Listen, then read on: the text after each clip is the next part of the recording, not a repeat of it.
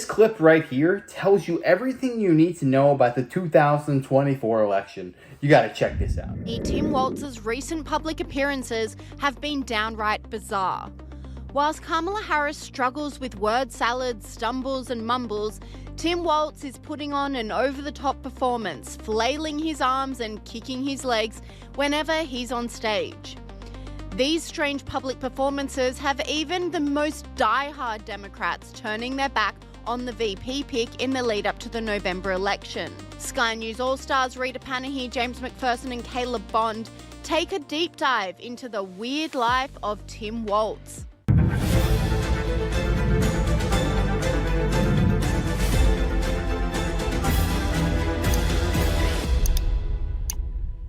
There's no denying that Tim Waltz is weird, but Kamala Harris's VP pick seems to be getting stranger by the day. Both Tim Waltz and Donald Trump attended college football games over the weekend, and the contrast couldn't be more stark. Trump was welcomed by a roaring crowd in Alabama,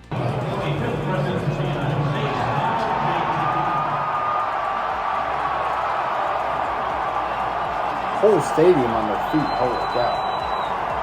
whereas Waltz was heckled in Michigan. Oh yeah! Trump 2024, baby!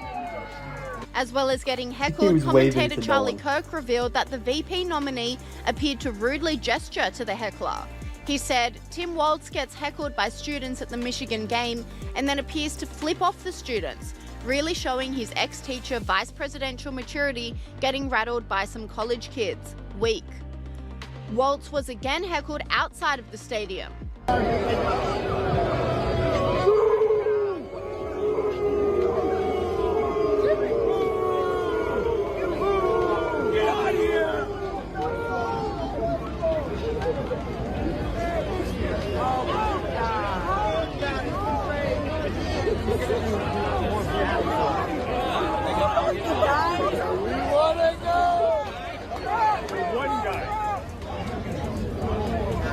And the backlash against Waltz may be in part due to his questionable meeting with Alex Soros in his luxury New York City apartment, reveals Sky News All-Star Kosha Garda.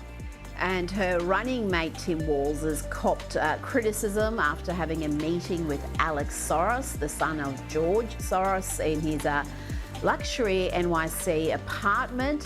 This comes after revelations that Soros-backed organisations have ramped up. When I see this picture, all that I see is Geppetto and Pinocchio. Tim Waltz will essentially be used as the puppet, and this man Soros is going to be pulling the strings from behind in the dark. They say a picture tells 1,000 stories. I look at this and I just see Tim Waltz shriveled up standing there taking orders from Alex Soros, the money, the backing, and he's essentially the one propping him up. When I look at Tim Waltz's eyes, I don't see a man that's going to take charge. I just see a weak man who will follow orders and do whatever he is told. You don't want to give a weak man power. That's one of the worst things you could do in this life. The attempts to mobilise illegal immigrants to get them to act as voting blocs in swing states. Kosha, tell me about the influence of George Soros, his organisations, on US elections. It's not just the presidential race that they have an interest in. Yes, George Soros and his Open Societies Foundation, which is the main vehicle that he uses to fund various activism and initiatives, its influence on U.S. elections cannot be overstated. So it's a couple of tranches. One is partnering with these NGOs to fast track immigrants basically coming in through the asylum system or other systems and fast tracking their naturalization process. They've done something like 250,000 people have been naturalized into U.S. citizens just in the last 12 months, and they've got a stated goal of doing that for millions. And also coupled with resettling them into red counties and red states, which is no coincidence because that kind of thing can sway and does sway elections that are won and lost now on razor-thin margins in the US. The other thing to your point is he does fund local elections and specifically DAs that are elected positions. There are famous ones in San Francisco and LA were all sort of handpicked by Soros, and they are ideologically very aligned in terms of decriminalizing certain behavior and doing other things that in part has led to the decline and decay of cities like that. That's something as well that he's very methodically, his organization is very methodically executing, and his son seems to be carrying that mantle, because George Soros is very, very old, but his son seems to be carrying that mantle and will probably be continuing some of these tactics well into the future.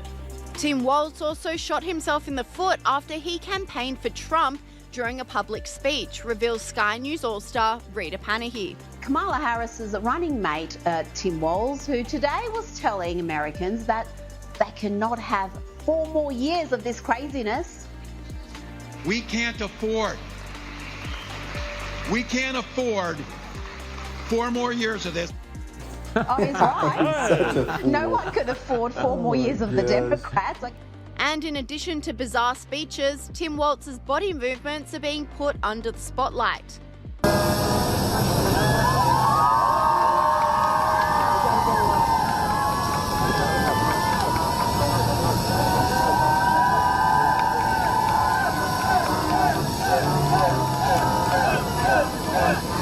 What happened to the presidents like Dwight Eisenhower, Teddy Roosevelt, George Washington? Why have political candidates in 2024 become so flamboyant? It reminds me of Vladimir Zelensky of Ukraine. I like to see an actor. I don't even think he's being genuinely happy here. I think this is all artificial and fake, because they know their campaign is dead on arrival. So he's pulling things out of thin air to try and electroshock the Harris-Waltz administration back into competition. Because if Donald Trump goes somewhere, he's going to have 50,000 people on a day's notice. If Harris and Waltz show up somewhere, they need some energy, some life. So that's why you see this guy doing all these crazy waves, fake smiling. Hey guys, hey guys. It's so stupid. Faking that makes him act like such a weirdo. This is strange behavior. And this commentator doubled down, saying, why does Tim Waltz kick when he's on stage? And in another bizarre video, Tim Waltz says his strategy to win over voters is to harass them at the supermarket, reveals Sky News All-Star Kayla Bond. And speaking of Tim Waltz, he was at a rally on the weekend and, well, he's got a great way. He's worked out how they're going to win the election by harassing people at the supermarket. This thing's going to be a battle for the next 52 days. It's going to be in rooms, one in rooms, just like this. It's going to be one door-to-door, call-to-call, $5 donation, trying to have that hard conversation in the produce aisle with the person you saw there at the grocery store and ask, have you voted yet?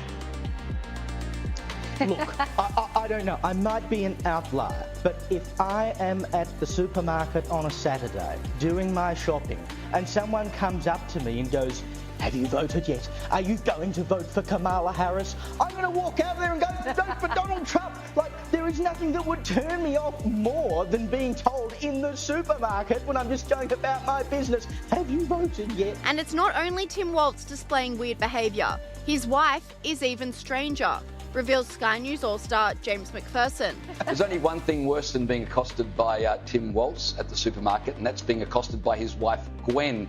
You think Kamala Harris is weird? Take a look at the vice president's or the potential vice president's wife. She is off the Richter scale. Okay, so I need you to be with me and practice with me. What are we going to do? We're going to turn the page. Oh, pretty good. Do it again. We're going to turn the page. And we're going to turn the page. All right, so I'm going to be watching you because when I see Wisconsin, and I'm watching nationally on TV because this is a pretty important place in Minnesota, help you practice with this. You just show me this. Turn the page, right? Turn the page. And you know what else that looks like? Bye-bye. Bye-bye, Donald Trump. We are turning the page. 52 days and we are turning the page.